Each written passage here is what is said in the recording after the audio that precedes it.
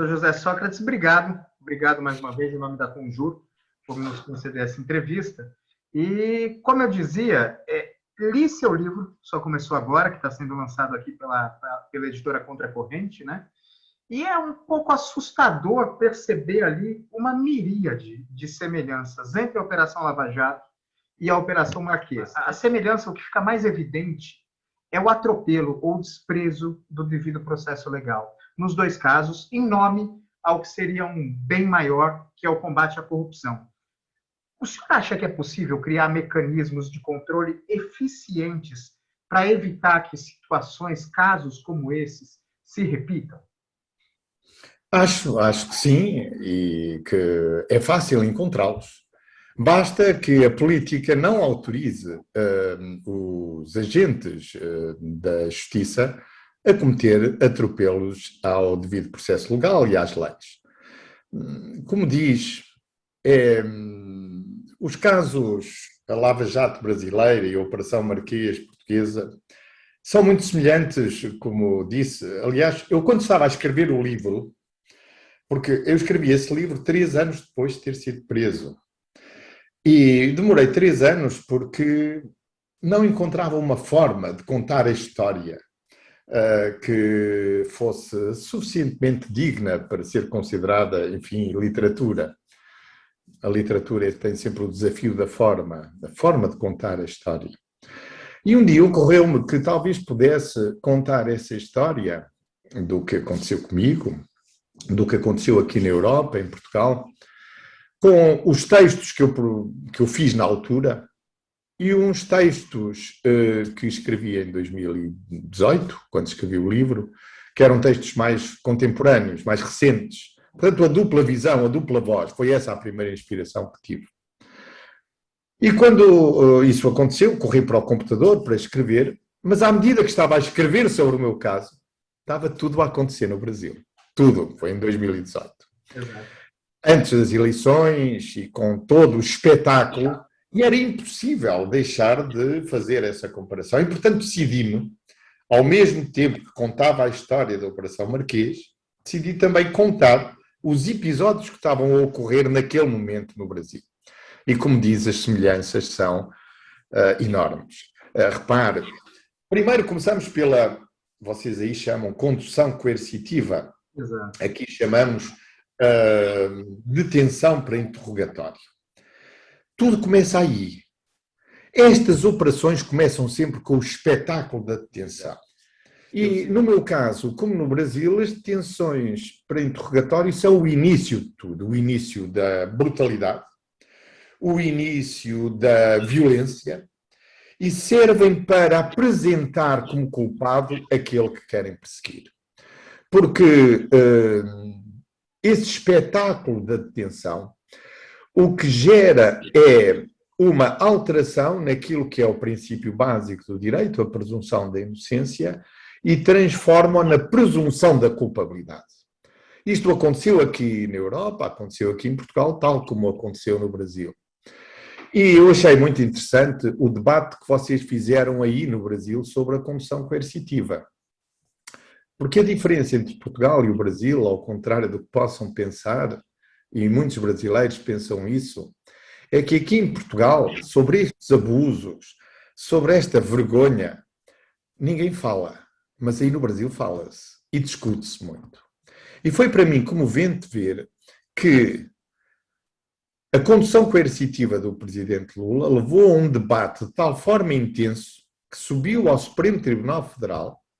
E lembro-me bem que nessa altura comecei a prestar atenção a esse juiz, vocês aí chamam ministro, o juiz do Supremo Tribunal Federal, que se chama Gilmar Mendes, que acabou por considerar a condução coercitiva fora do flagrante delito, fora das razões previstas na lei, isto é, só pode haver condução coercitiva quando alguém, de forma voluntária, se recusar a apresentar-se perante o juiz.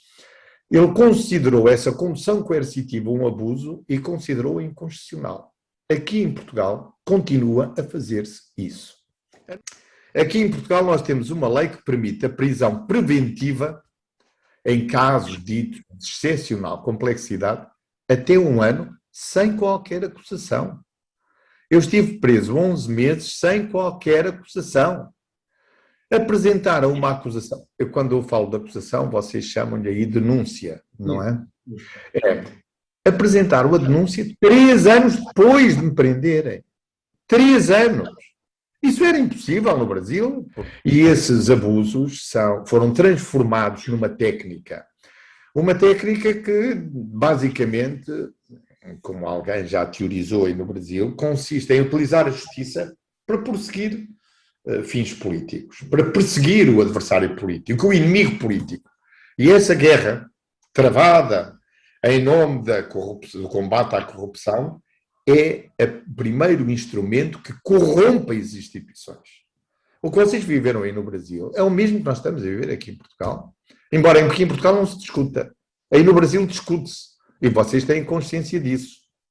Vocês têm consciência de quanto a Lava Jato corrompeu as instituições brasileiras. Corrompeu-as no verdadeiro sentido, no fundo, de criar metástases que foram alastrando e alterando a dignidade e a credibilidade e a honorabilidade com que os cidadãos brasileiros olham para a sua justiça.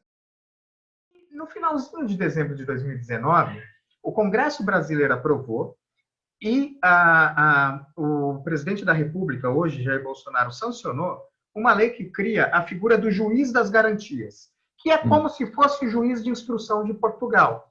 E muita gente diz que isso pode fazer com que desvios, com que esse atropelo, esse desprezo do devido processo legal deixe de acontecer no Brasil, porque, afinal, haverá um juiz para cuidar das garantias e outro para emitir a sentença. Mas, no caso do senhor, isso não adiantou nada, porque foi justamente o juiz de instrução que fez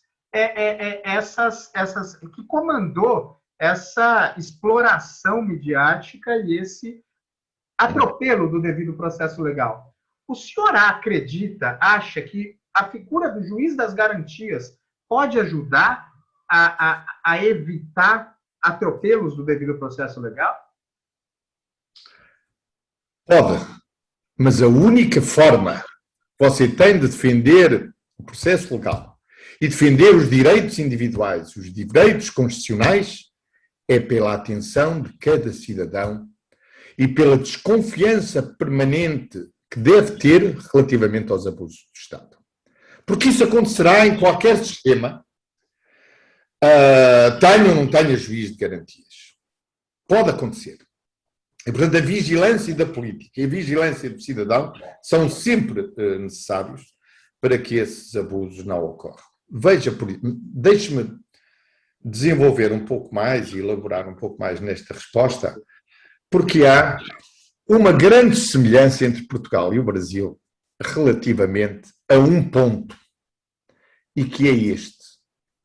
O problema que aconteceu no Brasil, o Foro de Curitiba, a tramitagem ou a condução do processo pelo juiz de Curitiba, que uns anos depois veio a ser considerado incompetente, não foi por acaso. Isso não foi um engano. Isso foi uma vigarice judicial. Isso foi uma trapaça.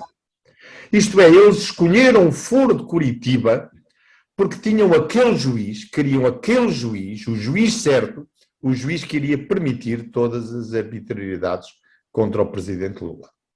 Por isso, não foi apenas uma formalidade, como dizem aí no Brasil. A diferença entre Portugal e o Brasil é, por exemplo, entre a minha situação, a Operação Marquês e a Operação Lava Jato, é que aqui não houve julgamento nenhum.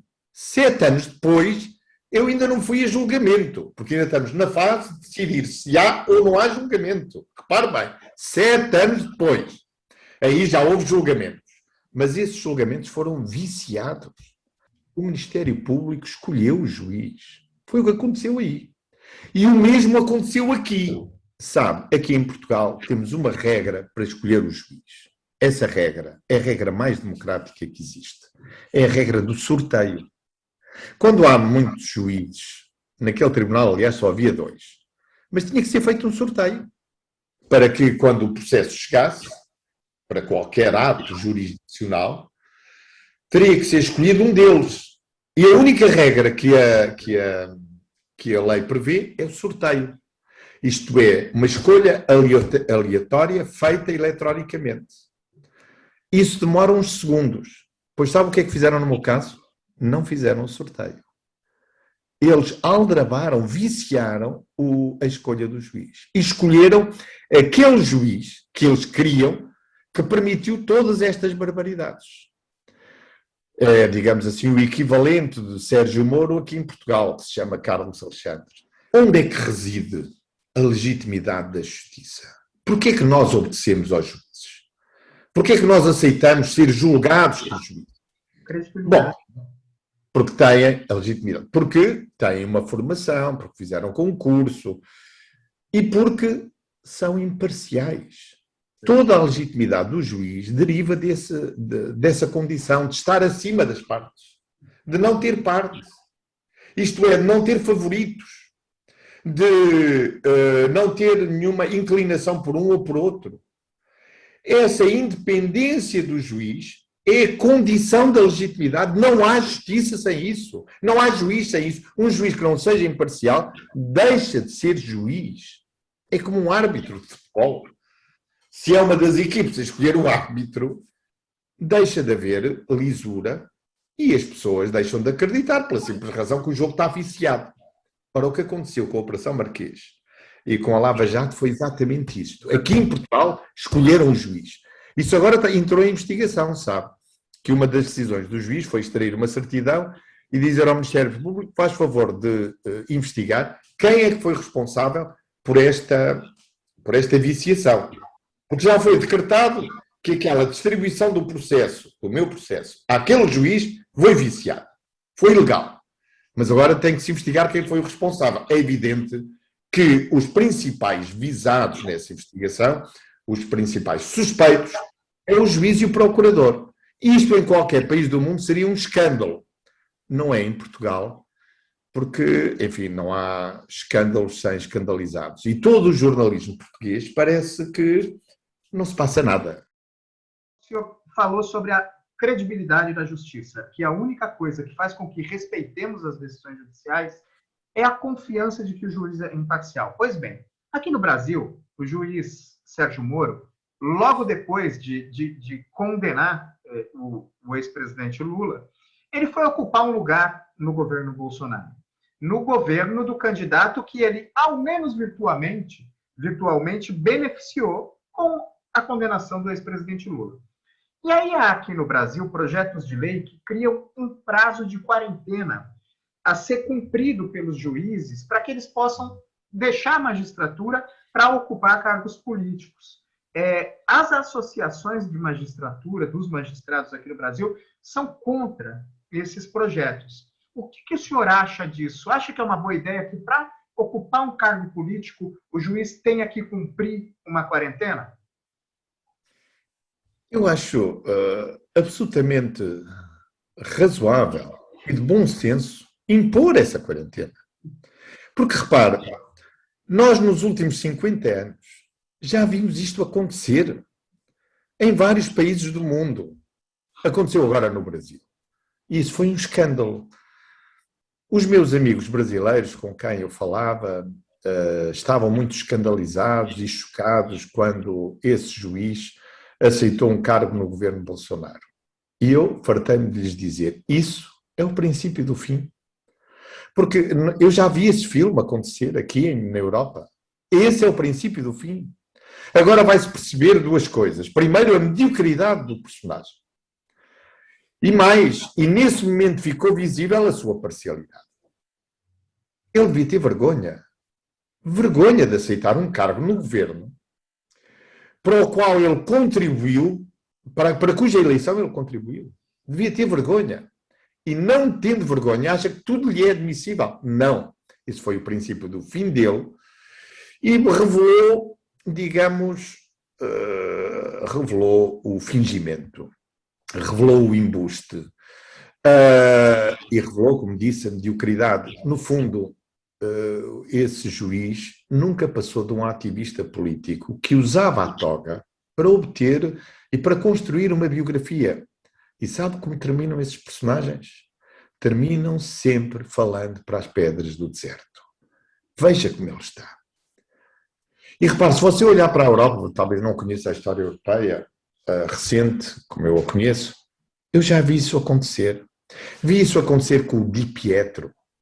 O Di Pietro era também um Sérgio Moro de Itália, na Operação Mãos Limpas. E foi a esquerda que o instrumentalizou contra os políticos da direita. Ele depois acabou-nos candidatando-se pelos partidos da esquerda, formou até o seu próprio partido e acabou envolvido num escândalo por causa de umas casas, enfim, desapareceu do mapa político, porque no fundo ele não passava de um medíocre na política, que nunca tinha feito carreira política e toda a biografia que tinha construído era na sua função de juiz. A mesma coisa aconteceu com Baltasar Garzón, que também era um juiz preferido da esquerda aqui em Espanha. Sabe o que é que ele fez? Sabe porque é que acabou expulso da judicatura? Não. Porque mandou escutar advogados. Isto diz-lhe alguma coisa? Há uma outra juíza que se chama Eva Joly, que também era uma justicialista e muito ligada às correntes mais progressistas dos verdes europeus. Candidatou-se também a Presidente da República, acho que teve 2 ou 3%. Enfim, desapareceu da vida política porque, verdadeiramente, ela nunca tinha feito nenhuma experiência e nem tinha a confiança das pessoas para se candidatar. Portanto, isso que aconteceu no Brasil, ao contrário do que vocês pensam, se acham que o uso do sistema judicial para potenciar carreiras políticas, que é uma novidade brasileira, desiludam-se. Não é uma originalidade brasileira. Aí é mais violento, talvez, aí é mais bruto, certamente, mas aprenderam muito com a Europa e com os péssimos exemplos que a Europa e que nos Estados Unidos também aconteceram. Isto é, o fenómeno do lawfare é um fenómeno antigo. Muitas vezes a política recorreu ao sistema judicial para combater o adversário político. O problema é que esse combate é uma luta que passa a ser radical, uma luta contra o inimigo. É uma luta que conduz ao ódio e ao desrespeito pelo adversário, sabe? Um grande poeta francês que escreveu os poemas mais bonitos, ou num livro de poemas mais bonitos, ou de aforismos, mais propriamente, durante a Segunda Guerra Mundial. Ele foi membro da Resistência, ele pegou em armas, René Char. Tem um aforismo muito bonito que diz assim: no fundo, tudo isto se reduz ao seguinte: transformar velhos inimigos em leais adversários. Toda a democracia é isto, ser leal adversário. E o que me custa no Brasil é ver tanta gente que eu considerava e que não foram leais adversários, pelo contrário.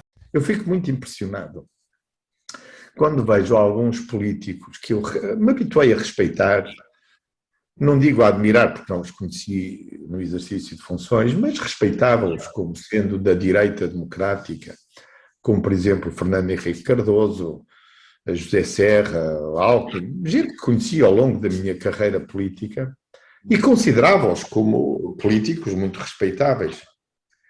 Mas eles vêm agora dizer que no caso da Lava Jato se tratou de uma formalidade. Desculpem, o que aconteceu aí no Brasil foi um conluio entre o Ministério Público e o juiz para que o juiz fizesse tudo aquilo que o Ministério Público queria. O que aconteceu foi de uma violência brutal com o presidente Lula. E é inacreditável que os seus adversários políticos ainda resistam a dizer, ou melhor, é inacreditável que os seus adversários políticos não tenham a dignidade de reclamar para ele, presidente Lula, aquilo que gostariam de ter para si próprios. Se alguma coisa lhes acontecer, querem um julgamento justo, por um juiz independente, imparcial, que não esteja feito com nenhuma das partes. Eu queria ler, primeiro-ministro, um trecho do livro do senhor, que é Lá no finalzinho, o senhor diz o seguinte: durante mais de 15 anos, o nosso sistema judicial conviveu com um tribunal especial criado especificamente para acompanhar os inquéritos judiciais de um único departamento de investigação penal e, pior, por um único juiz. O tribunal de um homem só. O trabalho continuado com a mesma equipa de procuradores e durante tanto tempo produziu o fenômeno da captura que a sociologia das organizações conhece bem. A investigação e o olhar crítico do juiz sobre ela, o duplo olhar que o sistema requer, há muito que foram postos de lado. Em um julgamento no Supremo Tribunal Federal, o ministro Gilmar Mendes, que o senhor citou antes, disse o seguinte: é preciso acabar com a existência de juízos possuidores de arbitrárias e inconstitucionais supercompetências ligadas a grandes operações da Polícia Federal e do MPF. Isso já causou muitos males ao Brasil. A partir dessa modelagem de varas com supercompetências, começam a florescer ambientes de corrupção nos locais que deveriam ser locos de combate à corrupção. Parece quase que ele leu o livro do senhor e o processo. Vai ao encontro do que o senhor diz dessa semelhança de que esse filme já é conhecido. Vamos ver. Portugal cometeu aqui um erro gravíssimo ao criar um tribunal para um departamento de investigação dos mais sensíveis no Ministério Público. E, pior do que isso, ao dotar esse tribunal de um único juiz, que durante 15 anos esteve nesse lugar. Foi, aliás, o juiz que foi instrumentalizado e que foi a quem foi entregue o meu processo de forma viciada. Todas as pessoas que trabalham numa organização sabem o suficiente da vida para saber que, se um juiz trabalha durante 15 anos com um departamento de investigação, com os mesmos procuradores, acabará capturado. Porque este juiz, o juiz que nós aqui em Portugal chamamos este juiz do inquérito, chamamos-lhe o juiz das garantias. A única coisa que o juiz tem que fazer é observar o que está a fazer o Ministério Público e garantir que os direitos fundamentais não são violados. O que acontece é que esse juiz se transformou num juiz que, em vez de verificar se os direitos das pessoas são preservados, se transformou num outro super procurador. E depois, sabe, há uma outra coisa, que é a vaidade. Sabe, aqui em Portugal, esse juiz, esse mesmo juiz que falou, é considerado por toda a imprensa como super juiz. Isto diz-lhe alguma coisa? Foi exatamente o que se passou no Brasil. O que se passou no Brasil foi a construção do mito do super juiz. O mito do super juiz Sérgio Moro, tal como aqui o mito do super juiz Carlos Alexandre. Um e outro, eu aliás descrevo as duas personagens aí, um e outro são construções das televisões que constroem esses novos mitos do chamado super juiz. Eu comecei a reparar no Gilmar Mendes, no ministro Gilmar Mendes, desculpe, quando ele tomou aquela decisão de considerar a condução coercitiva inconstitucional. E eu digo no meu livro, eu refiro-me a essa decisão, porque ele viu antes dos outros. Ele percebeu que tudo começa ali com a condução coercitiva. E tenho admirado o percurso dele, um percurso de grande coragem no enfrentamento das arbitrariedades da Lava Jato. Mas se me permite, eu gostava de contar um episódio. Claro, por favor. Um pequeno episódio. Eu também escrevi isso, que não esqueci. Foi o episódio do... Você deve estar lembrado, da morte do neto do Lula, do presidente Lula. O presidente Lula foi ao funeral do neto. Foi imagino, um dia de especial sofrimento. Ver morrer um neto, ter que enterrar um neto, é das coisas mais horríveis que nós podemos conceber. Apesar de ter visto no Brasil dichotes e piadas de mau gosto quanto a isso. Mas, enfim. Mas houve um pormenor que me chamou a atenção, que foi o seguinte. Eu vi numa reportagem num jornal um dia a seguir, que no momento em que o presidente Lula estava no funeral, alguém lhe passou o telefone dizendo que era o Gilmar Mendes, que lhe ligou. Ligou para o telefone de um amigo do Lula, pedindo-lhe para passar o telefone. E ao telefone o Gilmar Mendes disse-lhe, olha, quero lhe dar um abraço e dizer que eu e a minha esposa que estamos comovidos com o que aconteceu e queria que soubesse que lhe apresentamos os nossos sentimentos para lhe dar uma palavra de coragem, não é? E conta ao relato do jornal que o presidente Lula reagiu a isso começando a chorar. Não conseguia dizer nada, entregou o telemóvel ao amigo. E o amigo ia despedir-se do Gilmar e reparou que o Gilmar estava a chorar compulsivamente também. Portanto, tudo aquilo se transformou num choro dos dois personagens. E eu, nesse momento, escrevi um artigo e disse o seguinte: neste choro há mais do que simples humanidade pessoal. É um choro que também tem uma dimensão política. Porque aqueles dois personagens, como você sabe, são de campos políticos diversos. O Lula e o Gilmar Mendes pensam de formas diferentes. Mas os dois são leais adversários. Gostam da democracia. E naquele momento em que os dois choravam, eu senti que ambos choravam por um mundo que tinha deixado de existir.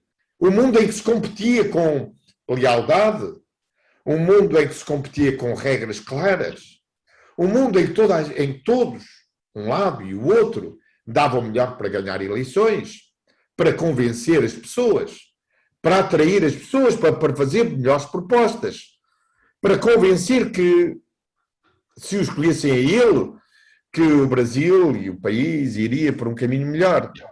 Esse tempo, naquela altura, parecia ter acabado. Eu senti que aquele choro do Gilmar Mendes com o choro do Lula era um choro por um Brasil que estava a acabar. Mas não acabou. Ao fim destes anos, sentimos que o Brasil está a recuperar-se. Enfim, eu tenho boas expectativas e acho que o futuro do Brasil será decidido nas próximas eleições.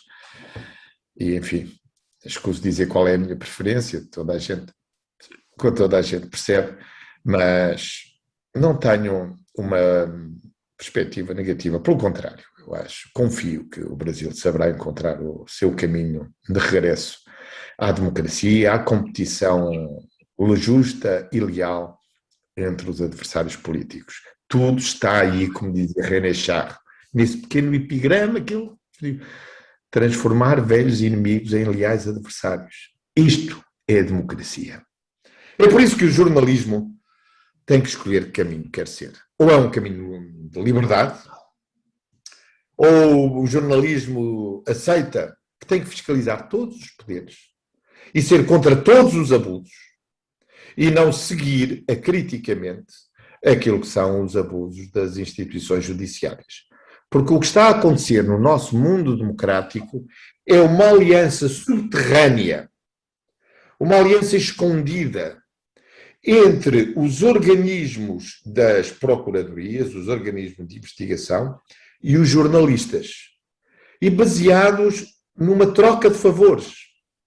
Um lado dá informação, o outro lado faz elogios. Eu dou-te informação, tu dizes bem de mim. Isto é um comércio. É o que está a acontecer em todo o mundo. E aqui em Portugal, então, com uma densidade e com uma velocidade assustadora. Daí nasce um novo poder. É um poder que nasce desta aliança. Mas é um poder do submundo. Não é um poder explícito, não é um poder que se apresenta. É um poder oculto. É um poder, é um deep state. Mas tem um trecho do livro que o senhor diz o seguinte: o método é seguro e tem mostrado resultados. Se os metermos todos na prisão, alguém acabará por denunciar alguém. Isso me lembrou a colaboração premiada aqui no Brasil, né? Que é, assim, se transformou na prática no principal método de investigação do Ministério Público. Colaboração premiada, não se investiga mais. Se prende até o limite. Isso ficou claro nas conversas que vazaram entre procuradores e entre procuradores e juiz, vazadas pelo site da Intercept, o senhor deve ter acompanhado. E foi, assim, é um método. Prende até forçar uma delação, ele vai contar e a gente não precisa mais investigar. A colaboração premiada se transformou no principal método de investigação no Brasil. O que o senhor acha disso, de a colaboração premiada ser o principal método de investigação das autoridades públicas, e como isso funciona em Portugal? Bom, eu olho hoje para isso com um enorme desprezo.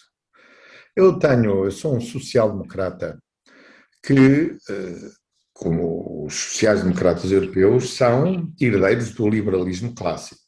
O liberalismo clássico fez-se na garantia dos direitos individuais. O liberalismo clássico fez nascer o indivíduo enquanto, digamos, soberano de uma área onde ninguém, nem o nós, nem a comunidade, deve entrar. E isso assusta-me e reajo a isso muito mal, essa ideia da delação premiada. Porque isso leva ao que vocês viveram aí no Brasil. Mas repare, nos países em que não há delação premiada, como aqui em Portugal, sabe qual é o método? Enquanto aí vocês têm a pressão da prisão ao fim de um mês, 2 meses, para pressionar uma delação, e esse alguém sabe que se delatar tem um benefício, aqui em Portugal metem as pessoas na prisão durante 6 meses, ou durante 1 ano, sem os acusarem. E só os libertam quando o procurador quer, e para que, quando achar que destruiu moralmente o visado e que o visado está pronto para se autoincriminar. Quer dizer, no meu caso, pelo menos o que eu vivi foi assim. Prenderam toda a gente, mas tiveram o azar dos távoras. Essa expressão é um pouco portuguesa. Os távoras eram uma família que se opôs ao Marquês de Pombal e que foi toda ela guilhotinada. Guilhotinada? Não existia a guilhotina na altura. Todos eles foram mortos pelo Marquês de Pombal. E por isso nós temos esta expressão divertida, o azar dos távoras. Isto é, o azar dos távoras deles foi o seguinte, é que todos aqueles que eles prenderam não tinham mais nada a não ser dizer a verdade.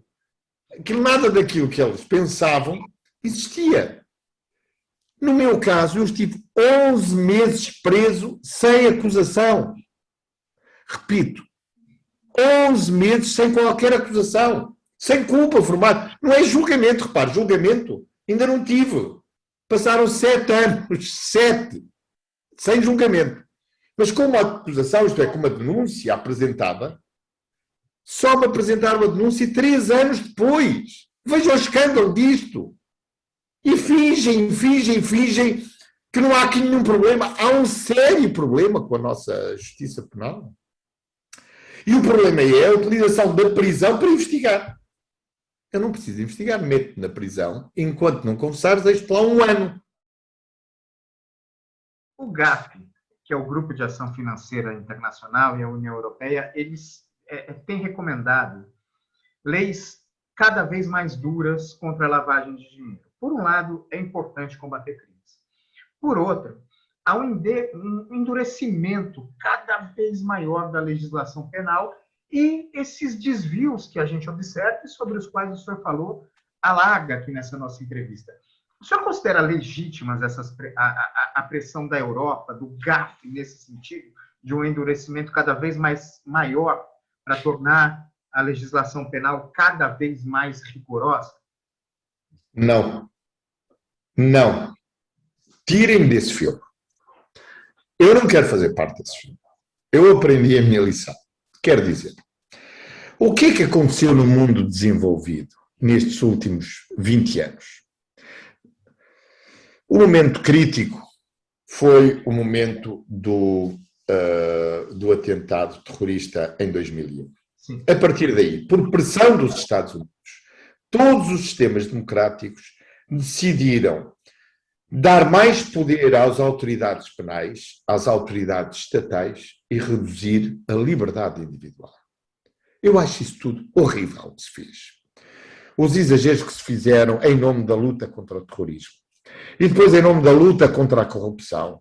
E agora a vigilância que o Estado faz sobre cada uma das pessoas. Tudo isto está a destruir aquela noção básica para qualquer socialista democrático, como eu sou, social-democrata, que é a noção da autonomia do indivíduo, da liberdade individual. Não quero que o Estado se meta onde não deve.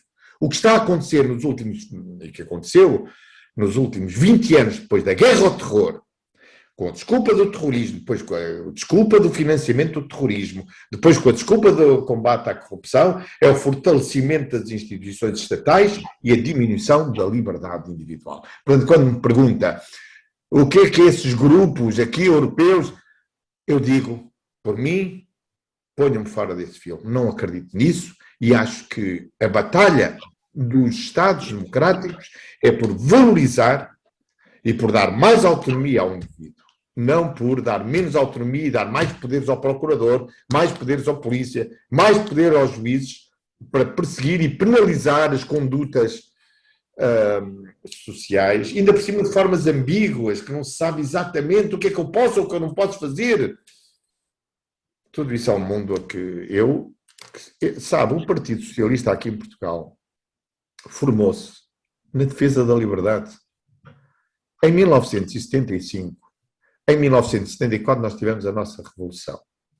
E em 1975 estivemos aqui, não direi à beira de uma guerra civil, mas houve aqui uma disputa muito forte entre o Partido Socialista e o Partido Comunista. E o nosso líder histórico, Mário Soares, mobilizou o país contra a ditadura comunista, não contra a ditadura comunista neste sentido, contra o excesso que o Partido Comunista queria trazer para a Revolução. E esta batalha pela liberdade marcou profundamente o Partido Socialista, marcou-me a mim. Eu sou, digamos, um daqueles socialistas para o qual o valor fundamental é a liberdade. A liberdade individual. E só a seguir vem a questão da igualdade. Porque não haverá igualdade nenhuma, não haverá socialismo sem liberdade. Isso é que não haverá. Eu sou pelo socialismo com liberdade. O socialismo só existe com liberdade ou não existirá socialismo coisa nenhuma. Isso é uma lição que a esquerda aprendeu aqui na Europa há mais de 100 anos. O socialismo que não é livre não é socialismo. Pelo menos da forma do socialismo democrático. Portanto, o Mário Soares costumava responder a esta pergunta assim: então você é socialista? Sim, sim. Mas antes disso, sou um democrata. Isso é uma resposta histórica que os brasileiros deviam ter presentes, porque neste momento que se vive no Brasil, a prioridade não é se é direita, se é esquerda. É democrata ou não é democrata. Muito obrigado pela entrevista mais uma vez. Realmente muito produtiva. Agradeço. Quero perguntar se o senhor quer ressaltar alguma coisa. Não. Quero agradecer-lhe a sua simpatia. Nada mais. E agradecer-lhe o convite. Foi um prazer falar consigo e falar com os seus espectadores brasileiros e os seus leitores e telespectadores e ouvintes brasileiros. Foi um gosto falar para o Brasil. Sabe que eu já lhe disse que acompanho com muita proximidade a vida política no Brasil e tenho uma enorme vontade de ir ao Brasil o mais rápido que puder. Dizem, aqui estamos no meio da pandemia, está bem, mas eu sei como proteger. Só estou à espera de levar uma vacina para ir aí ver os velhos amigos e os camaradas e os companheiros que ao longo destes anos me dedicaram uma amizade que me deixou comovido, sabe? Comovido. Eu tenho aí amigos muito, muito importantes na minha vida.